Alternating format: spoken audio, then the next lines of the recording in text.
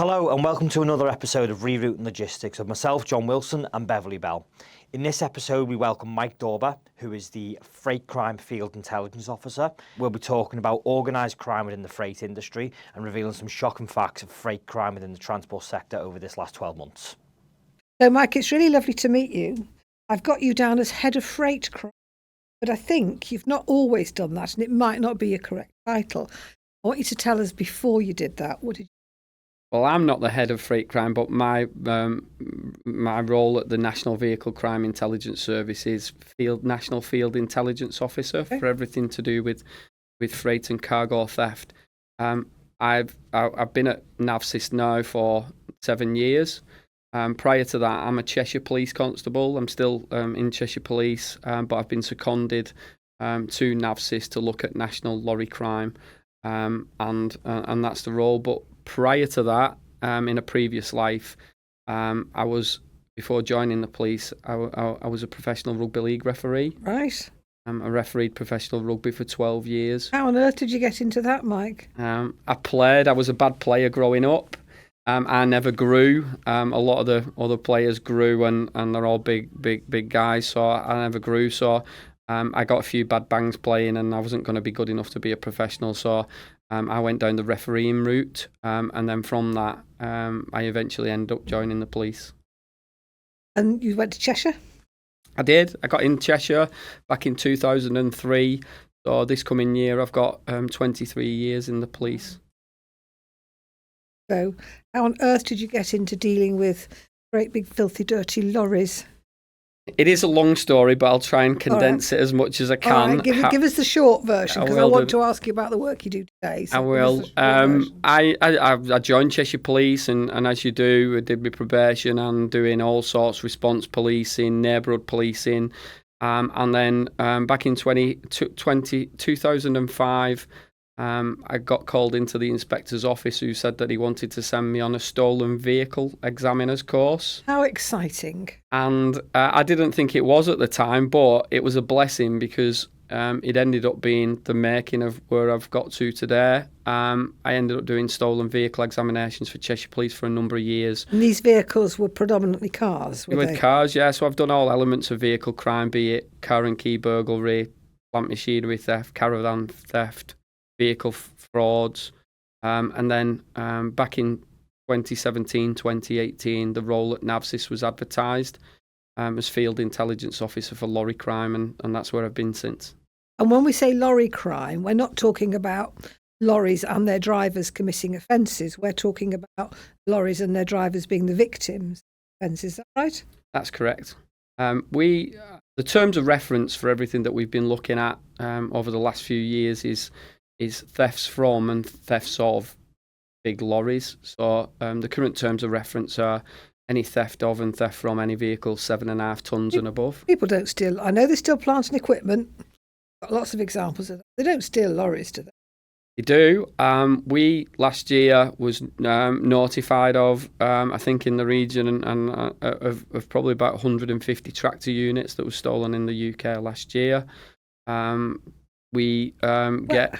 and where did they steal them from? The key time is weekends, when distribution centres, yards are quiet, or they've either got no staff on at the weekend or skeleton staff over the weekend. Those responsible will break entry into the yard or the distribution centre or the warehouse. Then how do they steal it? Steal sometimes with keys, sometimes with electronic compromises. And then drive it away, and then the other... Isn't all that caught on TV? It is, and that's where we come in, with obviously assisting police forces with subject matter expertise around freight crime thefts and trailer hookup thefts. Tell me what they do, Mike. Your job's fascinating. Tell me, once they've driven off, what do they do with it? Put false plates on it and sell it? Well, again, I was really, I'd been doing serious and organised crime for a long time, and when I took the role, I was really surprised at just how organised these offences are. The majority of what we see are seriously well organised offences. Sure. Not an opportunist crime, is it? Saying, oh, there's a lorry with no keys in, I'll easy, I'll go and steal it. It's not, but the majority of offences that we see range from curtain slashings on trailers to remove bulk items of goods, bulk croppings of trailer doors to again remove cargos and steal cargo, trailer hookup thefts. We've got a series of something called a jump-up theft. Jump-up theft involves the following of lorries, usually during the day when they're making deliveries, and those responsible will follow the truck. When it gets held up in traffic, when it arrives at its delivery location, they'll run up to the back of the stationary or slow-moving lorry, gain entry by drilling the locks and steal and remove cargo. And then the other trend or series of offences that we're seeing in the UK is something called a rollover theft. A rollover theft, if you've not seen it, I can only explain it as being like something off a James Bond movie. Sounds exciting. Tell us more, Mike. Tell us more. It's theft from a moving lorry at 56 miles an hour. We know that those offences... That's like Mission Impossible, and Tom Cruise needs to come on. Well, again, when I took the job, I spoke to people around these types of offences. We know that they occur in Europe, but I wasn't having it that was happening in the UK. I quickly became aware around 2020, 2021 that moving cargo thefts were occurring in the UK. We've had 15 of those offences so far this year in 2025. Those offences tend to be in relation to your high value mobile phone deliveries. Where do they occur? On the motorway? On the move, on the motorway, either on motorways or long, straight, dark dual carriageways. How does it work? A vehicle will follow the truck at 56 miles an hour. A car? Yeah, a car or a van. Right. will follow the lorry, usuly under the cover of darkness during the night. The driver will be unaware that there's a vehicle behind. See them. Yes, and they'll not put the headlamps on the car or the van that's behind. They'll scoot up at 56 miles an hour. Someone will climb out the sunroof of the vehicle behind. Or we've seen vans that have had makeshift square holes cut in the back of the transit van roof. Someone will climb out of the back of the either the sunroof or the hole in the roof, bounce down onto the bonnet or the windscreen, and then get in through the back doors of the trailer on the move. What do you mean bounce down onto the bonnet? Physically climb out of the vehicle or the transit van at 56 miles an hour and shift themselves down onto the bonnet and then angle grind drill the locks. Onto the bonnet of the van? Or the moving car, yes. Or the moving car. And then what do they do? It does sound very possible. Then what do they do? And then drill or angle grind or the locks on the backs of the trailer doors, gain entry on the move at 56 miles an hour, and then remove and steal high value goods. How do they get the goods from the moving vehicle to the van? You can either throw them, catch them, so someone will be behind in the vehicle behind, and throwing the goods to someone who's behind. So, as I said, those types of offences, they are extremely rare in the UK. But 15 is 15 too many. Yes, but when they occur, they tend to be for your high value, high consequence goods. Sure, iPhones, things like that. And do members of the public see this as it's happening? We have, in previous years, had eyewitness reports. There was one particular incident on the M6 toll through Birmingham where a member of the public was driving down the toll road during the night and said she rang the police to say that she could see 3 men balancing on the bonnet of a moving car behind a truck. Good God. So you can... Were the police dispatched? Or did they not believe her? Well, again, we're working very, very hard in relation to education of police officers because, like I said, when I got put into the role, I was like, no, that's not happening in the UK when it clearly is. But from our perspective, it's got the potential of death and serious injury. For sure. And it has, because obviously if you're balancing on the bonnet of a moving car at 56 miles an hour, it has got the potential. So that's one of our main concerns in relation to that as well. Well, that they might get hurt. Well, again, I wouldn't be at all bothered if they got hurt. I would say that's divine retribution, but I could say that maybe you can't. No, we for obvious reasons don't want to see anyone being hurt or injured. Of course. But yeah, that we're investigating and we're looking at those types of offences, we're in touch with our European policing counterparts in relation to that particular series of offences. But what I want to say today is this is serious and organised. It's not just local or regional or not really national crime. It's going across international borders. As I said, those offences are occurring in Europe, but I got asked to speak to some people in America, and they've had those types of offences also occurring in Canada and in America. Okay, so that 15 is very rare, fortunately. Tell our listeners about things that are more common, the sorts of things you deal with on a weekly basis or daily or monthly basis. The biggest threat in relation to lorry crime in the UK comes from curtain slashings. Okay. So curtain-sided lorries will park up in motorway service stations, truck stops, on street, industrial estates, and then the curtains will be cut during the hours of darkness, mainly around the principal arterial routes. So probably 80% of lorry crime in the UK occur around the same routes and same areas. So those are the A14, the M1, the M6, the M40, the M25. And as I said, that probably accounts for 80% of all crime in that small area. We see theft of commodity by region, and we also see seasonal trends from freight and cargo being stolen. So I did a quick Google search before our discussions, and it'll tell you that they have a sort of pre-Christmas peak, just as the operators who are delivering Christmas for the great British public. So the serious and organised crime guys go, because it will be guys generally, will go, oh, well, let's have our own peak. Yes? Well, in relation to the trends that we see, usually about we'll come to Christmas shortly, and I know it's what they call silly season for the supply chain, and the drivers and the haulage companies are getting it geared up for Christmas deliveries. But in the spring, usually about April and May time, we'll see lorries being entered. They'll steal pallets of garden furniture, sunglasses, summer fashion wear, bikinis, lawn mowers. And then round and about this time of year, we see the thefts change, and they've changed over the last few weeks as carriers are delivering for Christmas.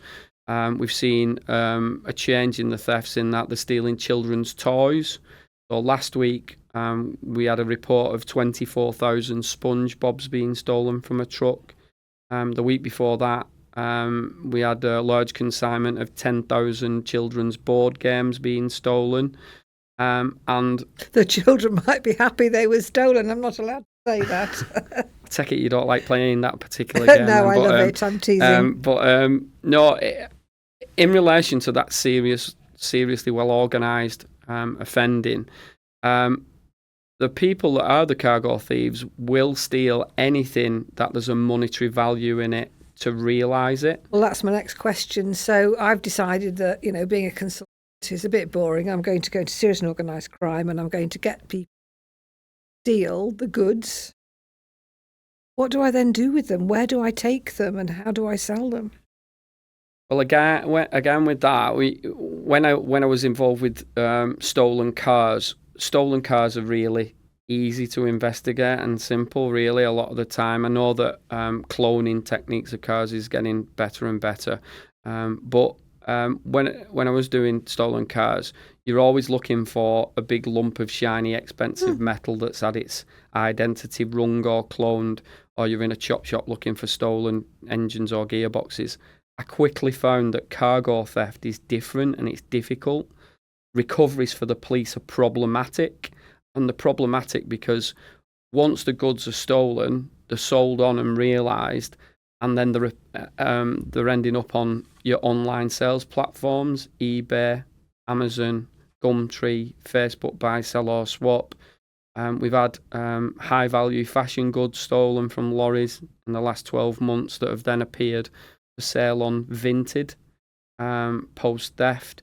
We're seeing stolen cargo being sold through backstreet cash and carries, car boot sales, markets.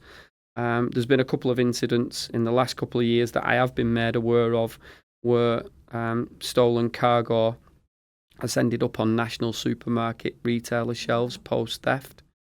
The last big one that I was notified of was a consignment of barbecue equipment that was stolen from a truck in Stafford. I work closely with the insurance investigators in the City of London, and they did some investigation with us, and they ended up doing a test purchase in a particular national high street retailers, and the barbecue accessories that had been stolen from the truck was for sale in a particular national high street retailer. They were an innocent victim. Well, my local supermarket is a massive supermarket. In defence of the retailers, how many lines are in one particular large supermarket? They're going to have hundreds of thousands of lines. And how are they going to be aware that 3, 4, 5, 6 months before that there was a consignment of those goods that had been stolen? So that's not the first time that that's happened. So it can't just be a one-off, and I'm sure that that's happening more often. The other one was a shipping container of tinned tuna that was stolen in Cambridge. It had been brought in through Thailand, I think, and it was worth £250,000. That tinned tuna ended up on supermarket shelves. A bit like the Brinks mat, isn't it? Where all the gold is recycled, all the stolen goods are recycled. Perfect storm for the criminals. Yes. So very different, as you say, doing commercial vehicle crime rather than looking at metal stolen. When you took over that new role, what were your objectives? What were your strategic objectives? Are they the same? They are the same now, and we're just looking at what we're going to be doing next year. But I walked in on day one, and as I said, I'd been from a serious and organised crime background. I was given 3 strategic objectives. The first one was around freight crime data. I didn't realise just how important the task, what was being set, was going to be in the end, but it has been, crucial, vitally important. I was tasked with trying to get as much freight crime data through as I could in order for NaVCIS to more accurately map the threat from UK cargo crime. So, did it not already exist? Did that data not already exist? It didn't, and it didn't exist because there's currently no Home Office crime classification code or Home Office counting code for a freight crime or a lorry crime or a logistics crime. So we are wholly reliant on police forces, insurers, haulage companies, businesses, retailers feeding in that information. Is there a code now, Mike? In relation to the code, we've been supporting MP Rachel Taylor, who is the MP for Bedworth and North Warwickshire. Mrs. Taylor has put to Parliament a 10-minute members' bill that sets out and requests a Home Office counting code for freight crime, stricter sentencing guidelines for those. Sorry, don't want to interrupt your flow, but just before we go on to the stricter sentencing, does it need an Act of Parliament to add an extra code to the? Well, again, we've given lots of different advice. One of the challenges for policing the Home Office is that freight crime comes in lots of different formats. So does all crime. Well, again, if the Home Office at the end of the year want to find out how many people's had been victim of a dwelling burglary, a household burglary, they can put one code into the national computer, and it will give them the accurate figures. And there's no getting away from those figures because they're accurate. With freight crime comes in lots of different formats. So it could be a theft of a motor vehicle, a theft from a motor vehicle. It could be a theft other in the form of a trailer hookup theft. It could be a criminal damage to a lorry, a vehicle interference, someone's had the curtains cut. So we've been assisting the Home Office in relation to either flagging freight crime offences, or Mrs. Taylor's going down the route to try to ask Parliament in relation to freight crime having its own crime classification code. Well, Mrs. Taylor sounds like a very, very good lady who's trying to achieve that. You're one of the good guys. But if you were a government minister, I'd be asking, surely to God, you don't need that to Parliament. Surely you could have 10 codes and then it would be easy. But we'll move away from that and we'll look at the next part, which is stricter sentencing. Why are they needed? Stricter sentencing guidelines are required because at present, those committing these offences understand how the police work. They know that it's categorised just the same as having your handbag stolen out your boot or your sunglasses stolen out of your glove box. It's categorised at present as a theft from a motor vehicle, right? And they understand that. So the Road Haulage Association get really concerned about robbery and hijack and violence with these offences. Robbery and hijack in the UK is still extremely rare, and it's extremely rare because out of nearly 5,000 incidents last year that we were notified of, only 21 involved robbery or attacks on drivers. And those responsible know that if a driver is robbed, attacked, mentioning knives, weapons, violence, the whole focus of that particular police force will come onto that investigation, and no stone will be left unturned until we get to the bottom of what's occurred. The hypothesis is that favouring the sneak-up, non-confrontational offences, we're working on minimum standards of investigation as well, because at present a driver will ring the police and said that they've been victim of a curtain slashing. The police force will ask if there's any forensics, if there's any CCTV, has anyone been seen, the time length over the lorry parking up, over could be 12, 14 hours in some cases. In answer to your question, it's needed because it's categorised as a theft from a motor vehicle. Which goes back to the coding. Yes. Etc. So let's just now put ourselves in the place of the unfortunate commercial vehicle driver, lorry driver.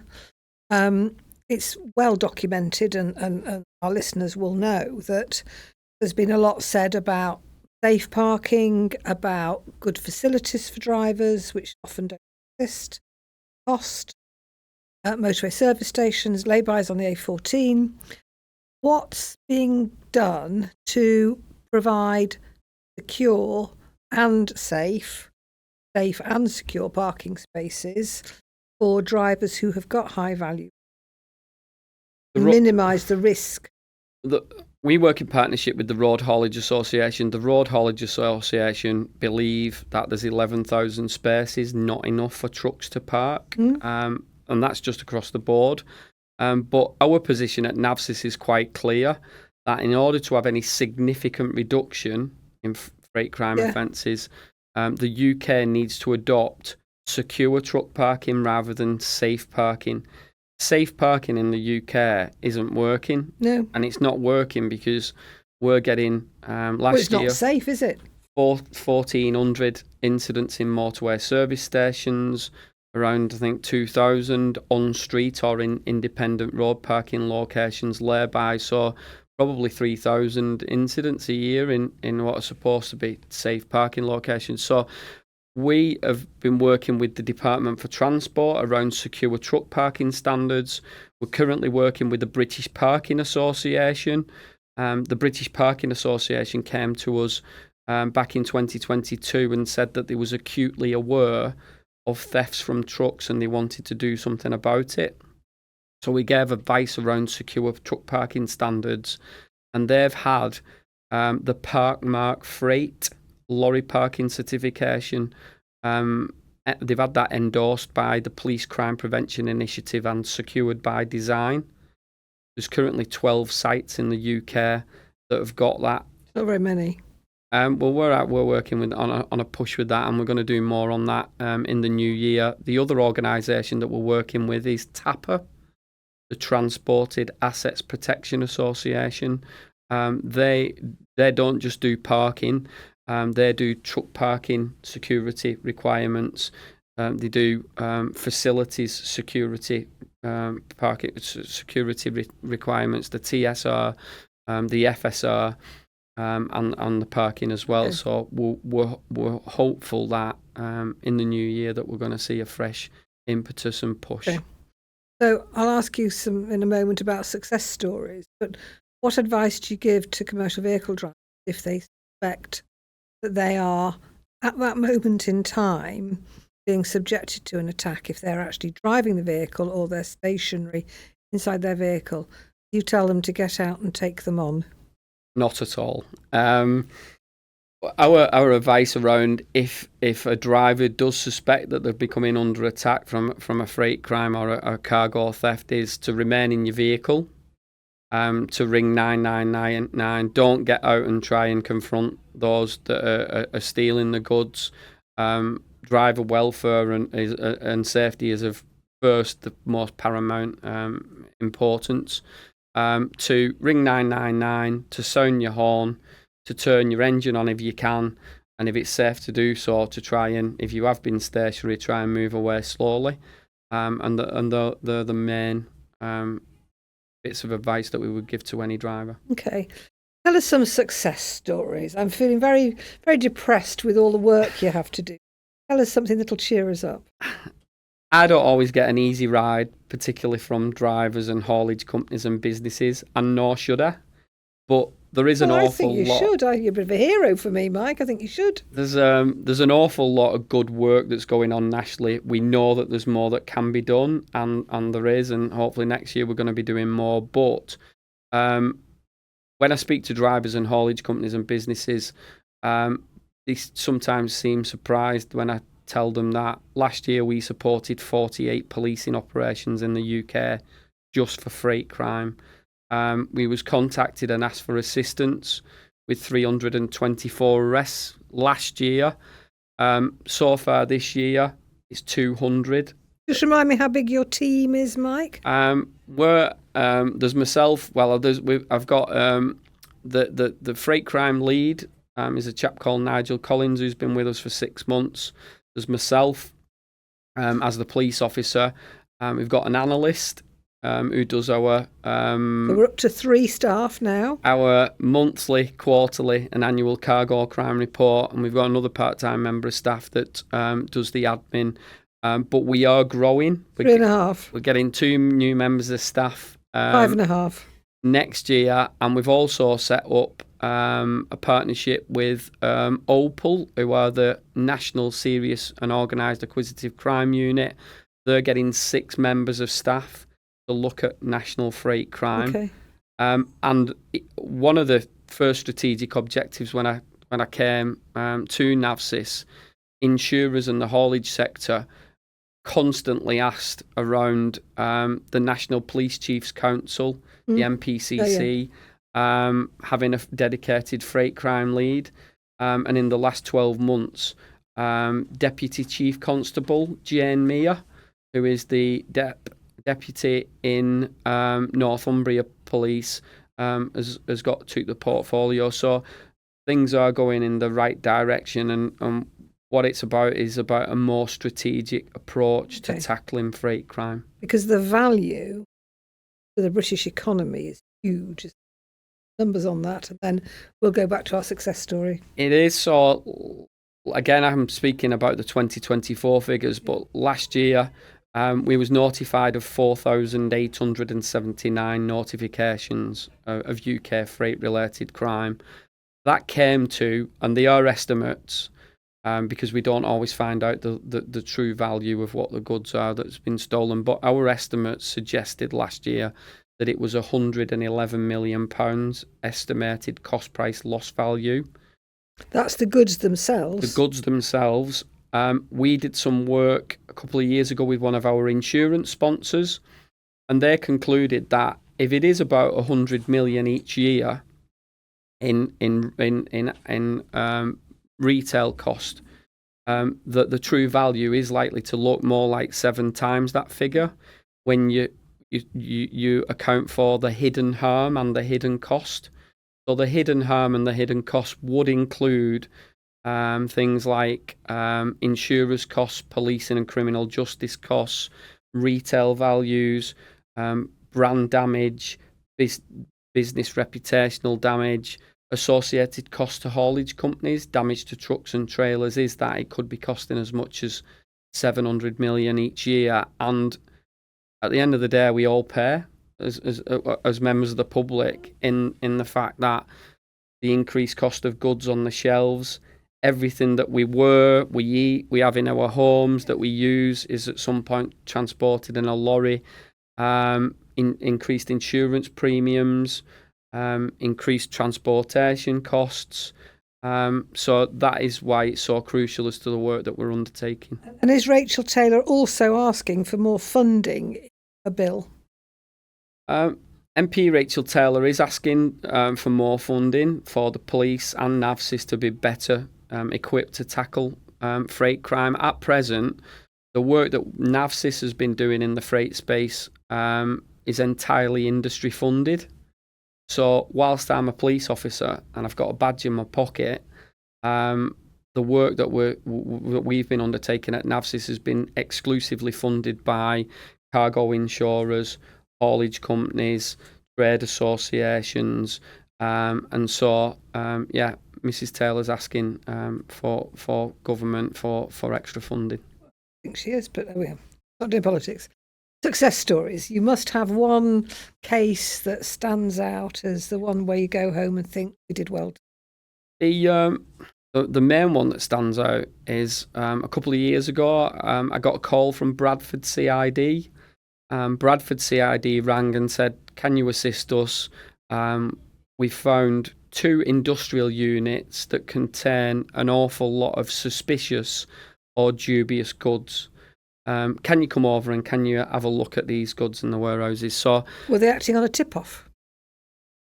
It wasn't. It was part of an investigation. The Okay. reason that they'd come across it, but they asked me to go over, and I'd been used to going into what we call in policing terms hostile policing environment. So I'd been called out to chop shops before in the past, in my previous life. What's a chop shop? An area where cars that are stolen are then cut up into pieces, and then usually the parts are sold and resold or exported abroad. So I'd been used to going into what we call those hostile environments. I get to Bradford, I walked into these 2 industrial units, and I must. So you don't wear a uniform, and you. I was in plain clothes. So I walked in with the police officers. And How many police officers? There was quite a few police officers there because of the nature of the investigation and what was in front of us. I'd been used to, as I said, to going into different places, but I had my head in my hands when I walked in, I must say, because of the sheer volume of goods in the units. The police were there for 3 weeks and they palletised between 500 and 600 pallets of goods. I was asked to do the identifications. And in that first few days into the first week, I identified 20 lorry loads of stolen goods. But that's like trying to find needles in haystacks. You've got to find out where they've been stolen from. Well, the data that we collect, and this is in relation to the data collection, is crucial because we don't just get the police notifications, we get insurance notifications of around specific goods, commodities. So, because we've got the ability to trawl through our systems to look for specific goods. That's why it's so crucial. So, as I said, 20 lorry loads of stolen goods. The bit that surprised me, and this is one of the reasons why I want to stress that it is serious and organised crime, is that there was goods in those 2 units that had been stolen 5 years before that I identified. So there was 14 pallets of lawn mowers that had been stolen 5 years before from a truck on the A1 at Colsterworth. There was 18 pallets of training shoes that had been stolen from a truck at Warwick Services on the M40 3 years before. And he had to take some advice in relation to that. And I did. And because it's so organised, those that are stealing, either the buyer of the goods might have fallen through, So they're initially stealing to order. Well, in relation to that, it's supply and demand in that you have to have an outlet to realise the goods for criminal benefit. So, in relation to those types of establishments, let's call them, they will realise the goods, and they'll do it through either online sales platforms, they'll do it through wholesalers, they'll do it through a number of different methods to realise the goods. But in relation to that organised nature, in COVID, in the first lockdown, they changed their offending, and they were stealing lorry loads of toilet rolls, lorry loads of hand sanitizer, lorry loads of surgical gloves. They will steal anything that once the goods are, as we say, slaughtered up, once they're divided up and they're resold, they're difficult for the police to trace. I can imagine. Recoveries for the police are really problematic. Last year before Christmas, it was well documented in the national press that there was a national shortage of Guinness. So that weekend, what happened? A lorry load of Guinness was stolen from Warrington. We see theft of commodity by region and theft of commodity by season. And as I say, I've been doing serious and organised crime for a long time, but I was really surprised with just how organised and the outlets that they've got to sell and realise these goods for serious sums of cash. So in this case, in Bradford, they were stockpiling and waiting either for a better price in the market or when the time was right. You're not going to be selling lawnmowers in December, are you? You're going to be selling them today at the start of the spring. So did you actually find, well, you with your colleagues, actually find who was behind it? Because with any organised crime, there's multiple levels. How far do you get up the food chain? And what happened in that case? Someone was prosecuted in relation to that. And we had lots of very, very pleased businesses and insurance companies. We had more or less a conveyor belt outside where I contacted the particular business owners or the insurers of the goods to say, you need to bring something that shows and evidences and proves why those goods, you're the rightful owner of those goods. And we had a detective taking a statement off each and every one of them, and then we was physically loading trucks up outside to repatriate the goods. So that stands out. The senior investigating officer in that case said, he was the detective chief inspector, said that if it wasn't for NaVCIS involvement, they'd have probably just had to have shut the doors and walked away from it, because we was quickly able to tell them in a few days and find the losers of the goods and repatriate the goods. So when the prosecution happened, and I'm not going to ask how long the person got or anything like that, I'm just going to ask, did they go to prison? They went to prison. They did. Yes. Excellent. Good job. Had they got previous convictions? Were they of good character? They went to prison. I think that's the best way of saying it. And they went to prison in relation to obviously being the handler of stolen goods. Okay. So how do you get to the top, or do you not? Can you only just find the goods, repatriate them, as you say, carry on to the next? Is that really what your objective? In relation to that particular case, we think that it had significant disruption. Right. And it had significant disruption because for the first few days, the first week that I was there identifying the goods, there wasn't a single theft on the major arterial routes, the M1 or the A1. But in answer to your question, we're working at present in relation to minimum standards of investigation. What does that mean? For our listeners, what do you mean? At present, I don't like to use the word postcode lottery, but in different areas of the country, investigations vary.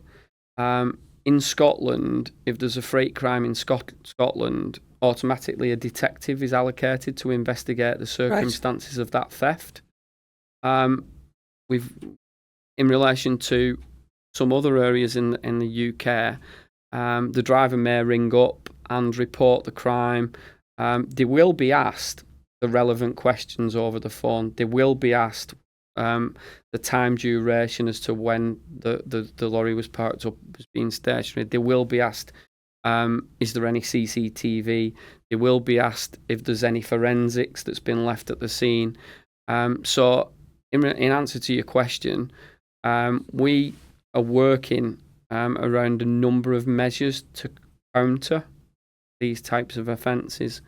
They have used in other areas of the country criminal behaviour orders. So if someone is arrested and they're prosecuted for a freight crime, if it satisfies the judge or the magistrate, certain conditions can be placed on individuals for a certain period of time. So it might be a year or 2 years or 5 years that someone's subjected to conditions once they're released from prison. And we're looking to see whether we can implement that in the freight crime space. It's a bit like having them on a watch list. The card is marked. Well, not just coming out of prison. It is, but I mentioned before about 324 arrests. Prosecution rates in relation to freight crime and vehicle crime are low. Why is that? The law, because a lot of offences occur over night time, particularly in the freight space. They're in secluded areas. There's no security. So it's hard to get the perpetrators. Yeah, there's no security. They're parked in unsafe locations. There may be no CCTV. There may be no forensics. The lorry may have been parked up for 8, 10, 12, 14 hours. So your time period of when the suspect or the offender has committed it is over a long period of time. So that isn't just the same in freight crime. That's the same for vehicle crime per se. Okay. So what can operators, we've talked about the driver, we've talked about the criminals, what can the operator do to minimise the risk? What I always say is there's not just one silver bullet. Okay. It takes it takes a range of different solutions to counter this. We talk in crime prevention about the onion peel principle and having a layered preventative measure. There's a number of different things that we talk about. So first of all, the most obvious one: secure your vehicle. When I first took this job, there was one particular national carrier that was being subjected to thefts that wasn't even locking the back doors on trailers. And that's in the last 10 years. Really? And they was being subjected to theft, so I had to go and speak with them to get them to change the way that they was doing the policy and procedure around deliveries. Thankfully, I'd like to think that was a long time. It's things have moved on and there's more education more than ever. I've just been doing 9 transport manager seminars for Logistics UK to better educate the carriers. So the first one, secure your vehicles, plan ahead. Have you as the driver, have you as the planner who's planning the delivery, factored in enough driving time to get to somewhere which is safe. more safe or secure, better than somewhere else. Better. We've got a saying: loose lips sink ships. I still see drivers putting on social media, telling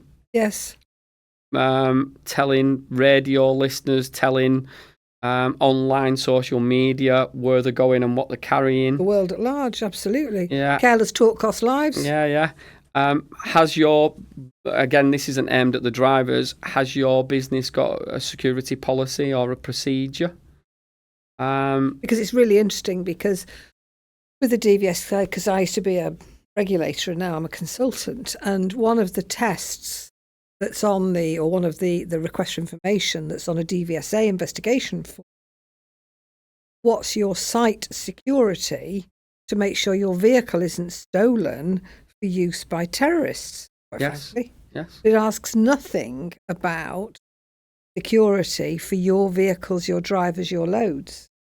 And maybe if it did, well, I suspect very strongly if it did, operators would then do it because they have. Yes. Is that something you would support? Well, absolutely, because we are working, as I said, with the Road Haulage Association, Logistics UK, the UK Warehousing Association. Another great supporter of the work that we're doing is BIFA, the British International Freight Association. So things have, I like to say, through our education process, have moved on. We're educating police officers now. Well, I was going to ask you about that, because it must be that an awful lot of police officers don't know about your existence, let alone the commercial vehicle industry. Well, again, I as I said just previously, in relation to when I took the job, I was from a serious crime background, but I just thought curtain slashings involved opportunists who'd cut a curtain, throw some goods into the back of a van or a car, and then drive off into the night.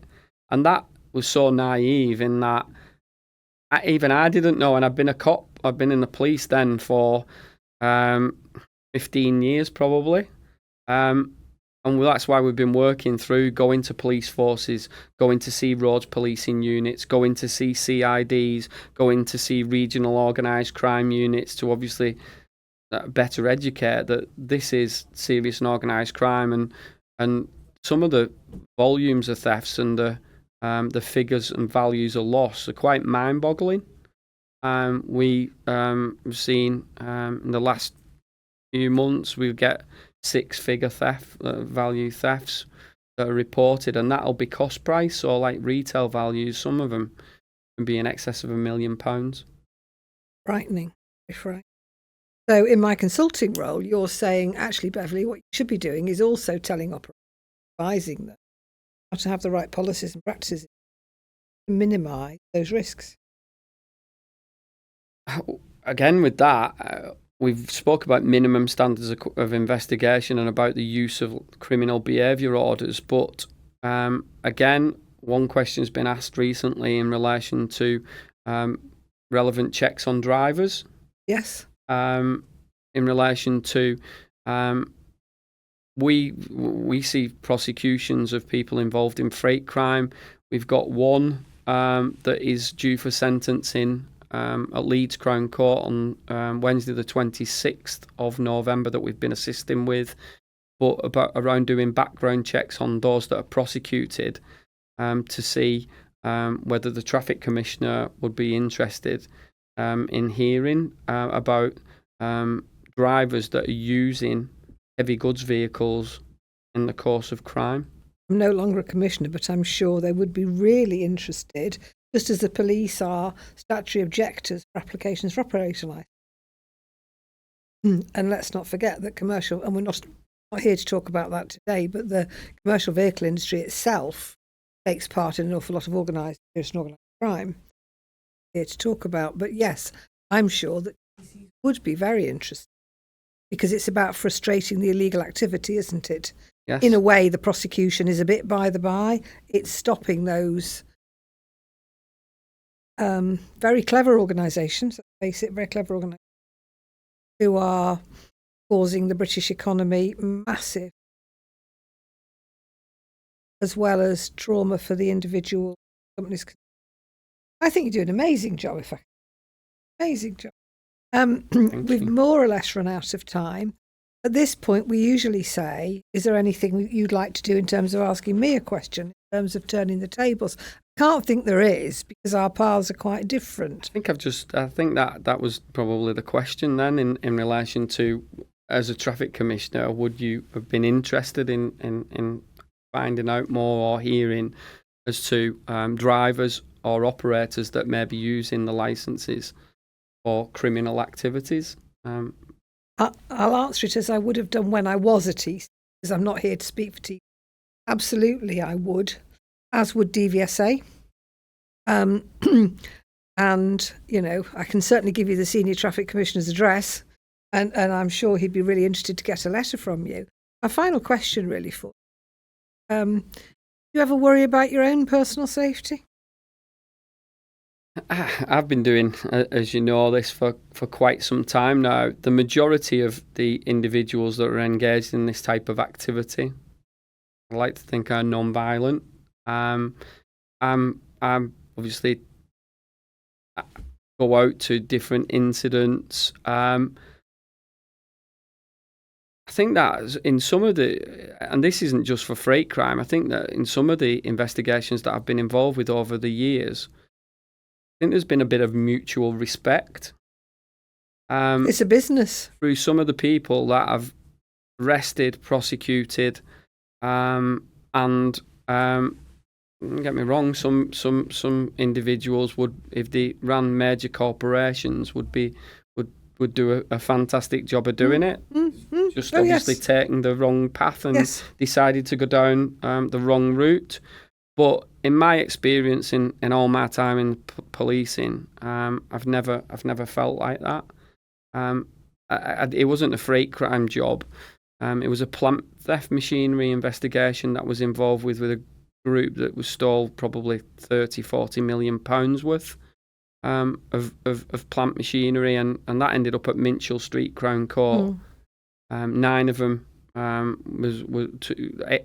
eight of them out of 9 got custodial sentences. But the ringleader told me that he'd done it undetected for a long time and no one had got anywhere near to him. He respected you and what you'd done. So I'd done prepared statements where I'd wrote my statements before they was arrested and before I got a chance to interview him. And to have him tell me what I'd got on my statements before, like scoring the goal in the FA Cup final, it is. So, no, in answer to your question, I personally don't feel threatened by what I do. I've never, touch wood, felt like that so far. And I'm sure a lot of that's to do with your attitude as well. Yeah. Again, I quickly learned when I joined the police that it is cops and robbers. We as the police just have to be better than them. And like I said, some of the complex crime's constantly evolving. It's constantly evolving. And we as the police just have to be in a better place and be better able to obviously arrest those and get them locked up and prosecuted. Well, I've been fascinated to listen, I've got to say. I think you do an amazing job. You know, if I could give you a medal, I would. I hope you get a medal. Although your retirement will be a long time away. But it's been fascinating. Thank you for the work you do. And I shall be one of your number 1 fans and supporters.